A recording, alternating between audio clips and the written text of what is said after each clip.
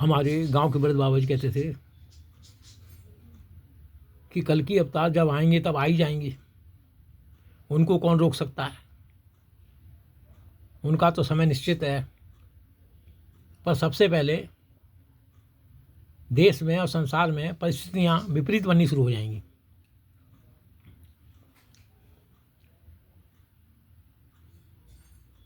ऐसे ऐसे कानून लागू होंगे, उसके बाद विपरीत परिस्थितियां बन जाएंगी, ऐसी विकट परिस्थितियां बन जाएंगी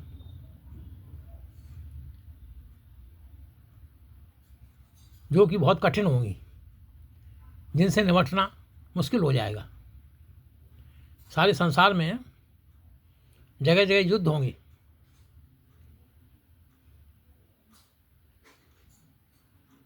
और जब वर्ल्ड वार शुरू हो जाएगा, थर्ड वर्ल्ड वार, जब कोई देश परमाणु बम का उपयोग करेगा, वो भी जनता के ऊपर, ठीक उसी समय थर्ड वर्ल्ड वार शुरू हो जाएगा।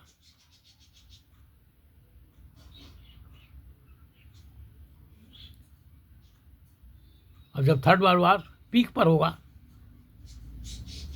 अर्थात काफ़ी विनाश हो चुका होगा, ठीक उसी समय कल की अवतार भी प्रकट हो जाएंगे। जन्म तो पहले ही ले चुके हैं, परंतु प्रकट हो जाएंगे। यही समय होगा उनका प्रकट होने का। इसलिए बाबा जी कहते थे कल की अवतार जब प्रकट होंगे तब तो हो ही जाएंगे, किसी के कहने से थोड़ी होंगे, समय परिस्थितियां बनती हैं। अब जब खराब परिस्थितियां हो जाती हैं, विनाश ही विनाश होने लगता है, तभी कल की भगवान प्रकट होते हैं, उससे पहले नहीं होते हैं। उससे पहले तो कोई जान ही नहीं सकता कि कल की भगवान कहाँ हैं और किस रूप में है। इसलिए ये इंतज़ार करना छोड़ दीजिए कि कल की भगवान कब प्रकट होंगे।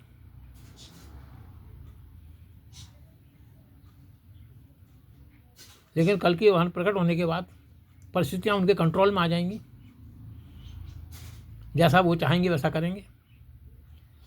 फिर थर्ड वर्ल्ड वार रुक जाएगा, अर्थात समाप्त हो जाएगा, जो लगभग 18 महीने तक चलने का बाबा जी बताते थे।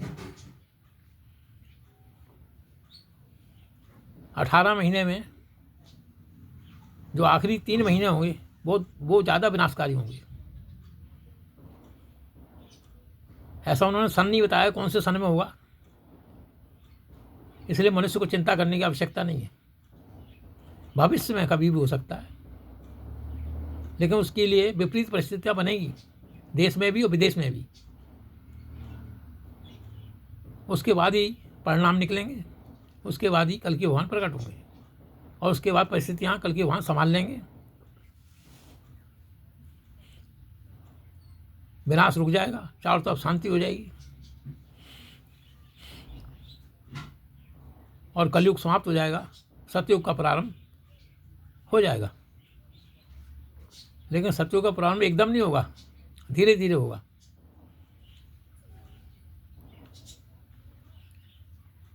लोग पूछते रहते हैं ना कल के भगवान कब प्रकट होंगे।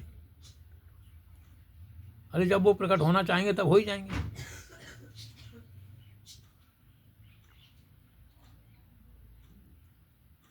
धन्यवाद। वीडियो अच्छी लगे शेयर करना, लाइक करना, सब्सक्राइब करना।